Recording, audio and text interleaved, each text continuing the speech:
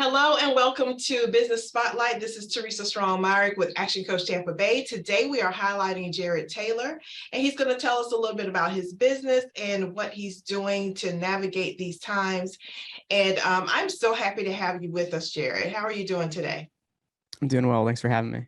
Oh, wonderful, wonderful. So let's get started by you just telling us a little bit about yourself, what you do, and how long you've been doing it. Sure. Well, I'm Jared Taylor.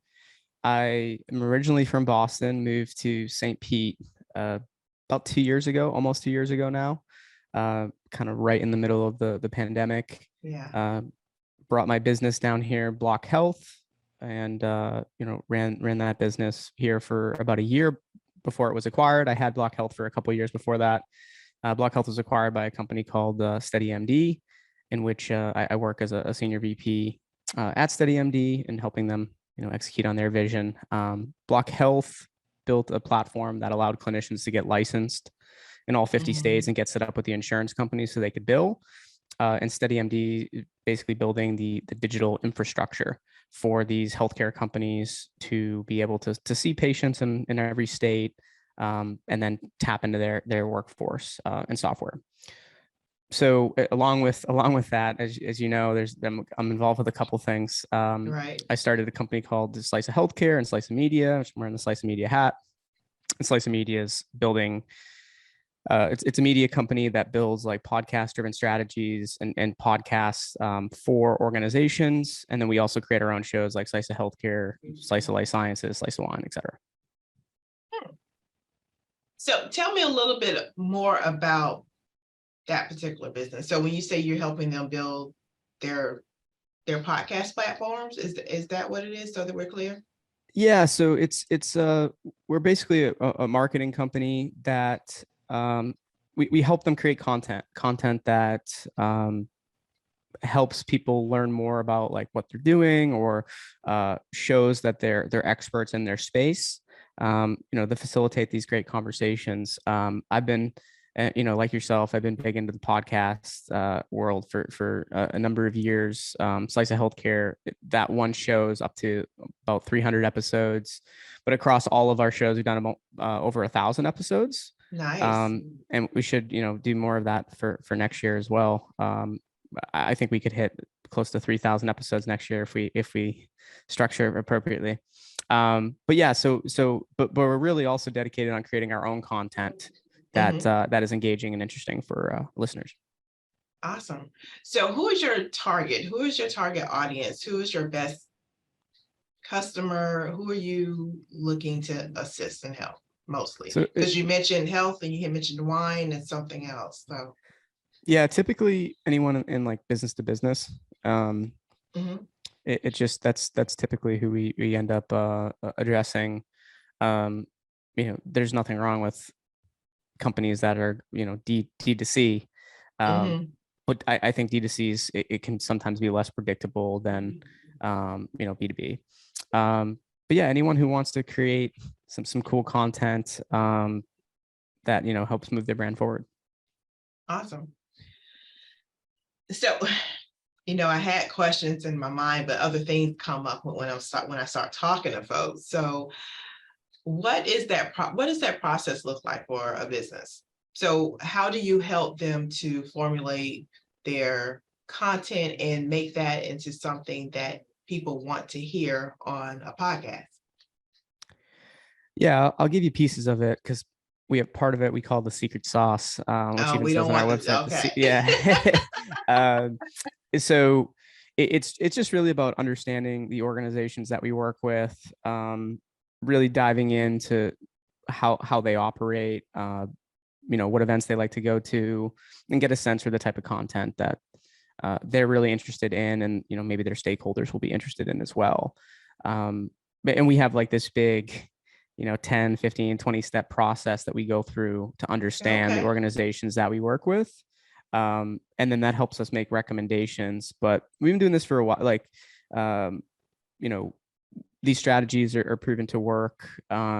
but we have fun with it. It's really Mhm. about like, how do you create a fun structure with the organizations that we work with to help move them forward.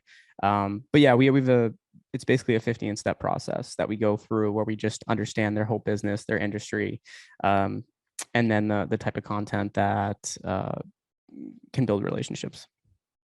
I love that because you're not just giving them a cookie cutter approach, you're getting in their business so you can understand it and give them what really works for them. So that's really key. I like that a lot.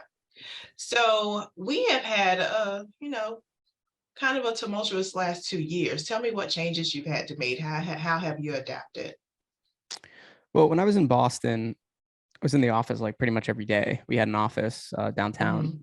Mhm. Um, and then, when the pandemic hit, we went to totally virtual, Mhm. then moved down here, was still totally virtual, and then had this new company. And I missed the office. So Uh, we so basically I try to spend some time in an office now. You know, or when I'm visiting for work, I really try to get more of that in-person interaction. I missed it. mhm. Um, Yeah. it's been interesting last 2 years. I think Mhm. there was a lot of pros and cons that kind of came together. I do think, obviously it was horrible, what happened the last 2 years, but I think the cool Mhm. part was how we evolved, from a technology standpoint, like across all industries. You could never work from home. Like you had to Right. petition your Right. manager, right? Like they're like, Absolutely. if you work from home, you don't do any work. It was what the managers always thought. But what we're finding is you can be very productive. Now, it's not for everyone. I do think there are some people that can't work from home, and that's fine. Right. Mhm. Um, and there's some people that hate working from home, and that's fine too. So Mhm. I think hybrid is where the future will take us. Gotcha. I agree. What has been your biggest learning? Is that it? Just being more flexible? Or is there Yeah, be more flexible, and just know that you have to be able to. It's harder to build relationships through the computer, but Mhm. you have to do it more. So get better at your Zoom presence, or Yeah. Google Meet, whatever you're using. Mhm. um, and try to the cool thing I think that it brought, though, Teresa, was that when you were doing a sales pitch before, a lot of Mhm. times that initial call was a phone call Mhm. before the pandemic, and the pandemic hit, and now like everyone's doing like a video call. Yeah. So when you were doing like a sales pitch, you would never be able to see the person in front of you. So it's pretty cool to be able to kind of see their expressions, and then kind of, Mhm. well, maybe I'd go this way instead. So yeah, just learning how to adapt, be flexible, and it's to still try to build those relationships even if they're virtual. Absolutely, because so many people were so shy about being on camera before, and it's like the pandemic was like, you have no choice now. Yeah, And I think it's given people a little bit more confidence to get on videos and just express themselves and and allow it to be that extension, where absolutely. before it wasn't even an option. So wonderful. So what keeps you inspired? I love to keep moving. I love to always be working. I know that can sometimes be probably bad. Hmm. Um, but I feel like in order to move forward, I have to keep doing something. So I have to be coming up with new ideas, and journaling that, and kind of Mm, gaming it out. I yeah. write down every idea that I have. Um, whether it's horrible. I mean, you don't even want to see some of these ideas, like just what was I thinking? But it's really just about trying to be creative, coming up with solutions to problems that exist. I actually look at Mhm. any problem I have, coming up with a solution for it. So what drives me is just moving forward, and moving forward Mhm. can be, little wins. Mhm. The big wins are great, but you need lots of Right. little wins to hit the big wins. Absolutely. Yeah, so just I'm a very competitive person. So if there's not a game, I have to try to make one. Gotcha. Understood. Understood. Now, this is a different question because you brought it up. What is your biggest win, like over the last couple of years? Biggest win would probably be being acquired by BlocHealth being acquired by SteadyMD. That was that was a company that we partnered with. We built a good relationship with. We liked what they were doing. Mhm. And, someone told me, when you have an opportunity to get acquired by a company that shares the vision and you think together you can achieve that vision, more Mhm. quickly or better, then you do it. So I would say being acquired by SteadyMD. Awesome. Wonderful. So do you have anything that's coming up that you want to share with the community?